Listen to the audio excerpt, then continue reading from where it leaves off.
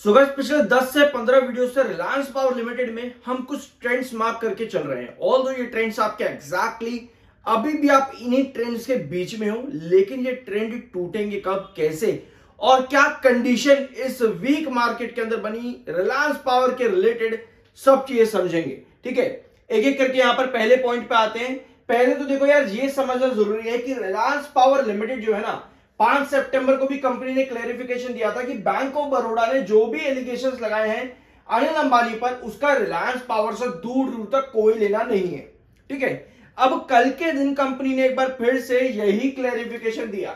19 सितंबर को कंपनी ने कल के दिन ये स्टेटमेंट दिया है, Reliance Power says CBI actions on RCFL और RHFL do not effect its operations और फाइनेंशियल्स।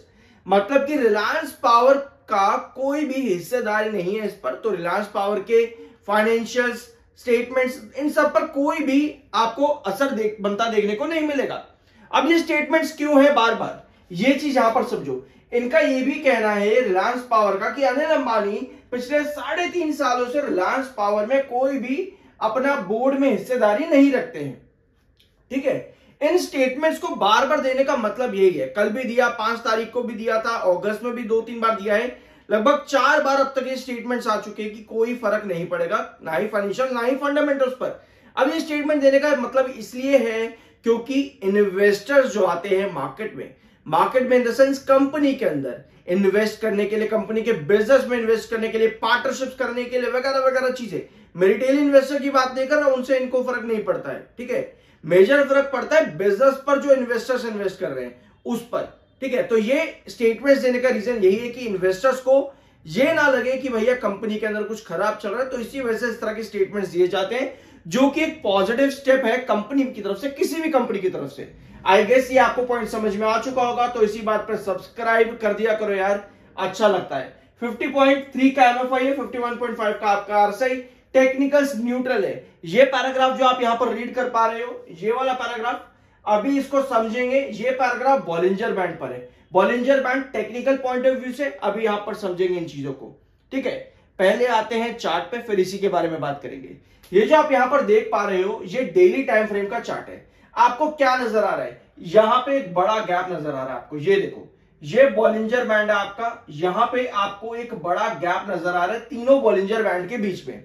लेकिन आगे जाकर के ये गैप आपका कम हो रहा है। ठीक है, अब बॉलिंजर बैंड के 3 ट्रेंड होते हैं।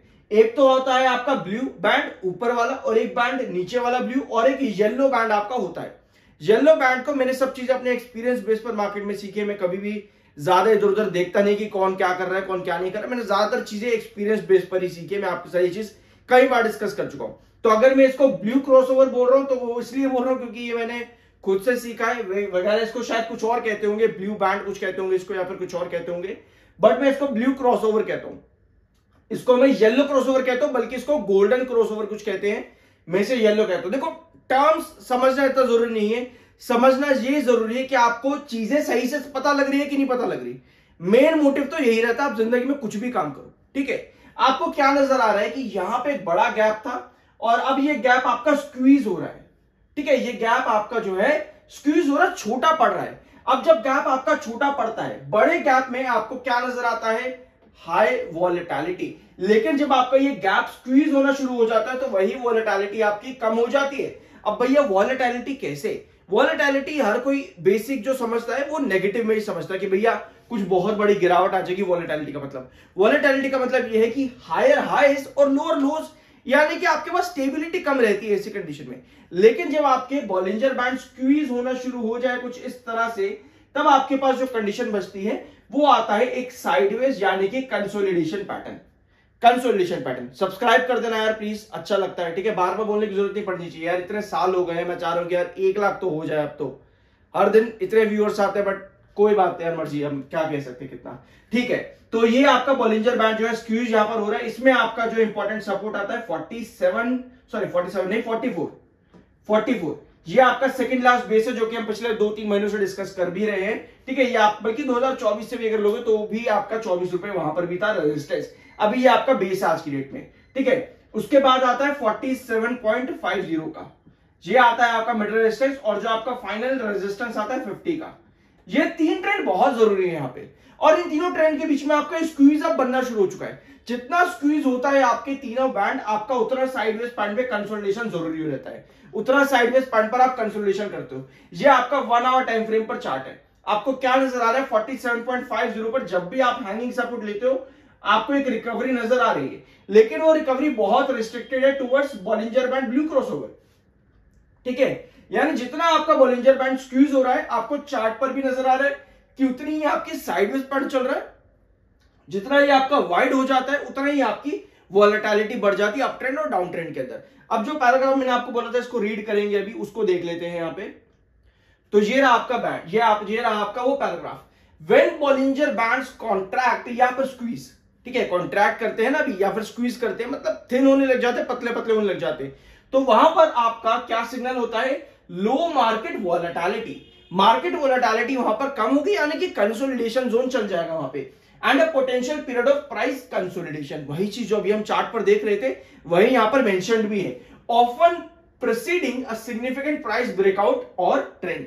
अब ये प्राइस ब्रेकआउट और ट्रेंड का मतलब देखो क्या है, कोई भी स्टॉक यहां पर जब भी एक लंबे कंसोलिडेशन में चले जाता है, अभी हमारे पास जो है बैंड स्क्वीज हो रहा है, अभी हमने चार्ट पर देखा, यहां पर भी हमने रीड करा, बैंड आपका स्क्वीज हो रहा है, ऐसे में एक लंबा कंसोलिडेशन चले जाता है। वो लंबे कंसोलिडेशन के बाद में जैसे ही आपके ब्लू क्रॉसओवर खुलना शुरू होते हैं, एक ऊपर वाला या पर नीचे वाला, वो खुलने जैसे शुरू हो जाते हैं, उस ट्रेंड पे आपका ब्रेकआउट या ब्रेक डाउन समझ में आता है।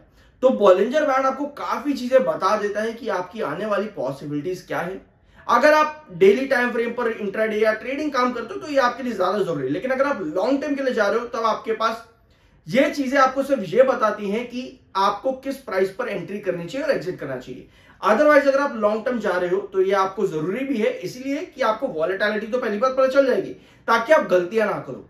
दूसरा, आपको फाइनेंशियल फंडामेंटल कंपनी के अपडेट्स क्या चल रही है, मार्केट की पोजीशन इस समय बता भी रही है मार्केट में एंटर करने के लिए नहीं, ये सब चीजें आपको देखनी पड़ती हैं। तो जब भी आप मार्केट में एंट्री कर रहे हो आपको सारे क्राइटेरिया को ध्यान में रखना है। तभी मैं आपको चैनल पर बार बार कहता हूं, देखने सुनने पर ध्यान कम दिया करो, ऑल दो सीखो सबसे, लेकिन कोई भी डिसीजन लो जब तक हम अपना ज्ञान नहीं बढ़ाएंगे, अपनी ज्ञान वृद्धि नहीं करेंगे ना, तब तक भैया इन सब चीजों का कोई मतलब नहीं है। फिर आप क्या करोगे, भैया मैंने ये देखा था मैंने एंट्री कर दी, भैया आप क्या करूं, भैया मैंने यहां ले लिया, भैया आप क्या करूं, भैया इतना नुकसान, भैया क्या करूं। बेटर ये है कि भैया हम बाद में ये सब भैया भैया करने से अच्छा हम पहले ही एक अच्छा रिसर्च कर ले। गलतियां किससे नहीं होती मार्केट में, मार्केट है, किसी को नहीं पता कहां जाएगा कहां नहीं जाएगा, लेकिन रिसर्च से आप एटलीस्ट 80%, 70%, 90% कुछ तो एक्यूरेसी लेकर के आ सकते हो। इस चैनल पर हम वही चीजें डिस्कस करते हैं, तभी मैं आपको कहता हूं सब्सक्राइब कर दिया करो, अच्छा लगता है। आपको पता है कि हम 79,800 मार्केट का इंपॉर्टेंट सपोर्ट लेकर के चल रहे थे, अब कितना अच्छा चला इस बात के लिए अप्रिशिएट कर दो कमेंट बॉक्स में। 79,800 डिस्कस किया था, एग्जैक्ट यहीं से ही आकर के आपके मार्केट में सभी ब्रेकआउट आपको मिले, 82, 300, 84, 83 सब आपको यहीं से मिल रहे हैं यार। तो एक बार सब्सक्राइब कर दिया करो, अच्छा लगता है, रिसर्च करा करो, वो ज्यादा बेटर है। बाकी आपका अपना डिसीजन, अपना ओपिनियन है, बात सभी कोई रिकमेंडेशन नहीं है। मिलता है अगले वीडियो में।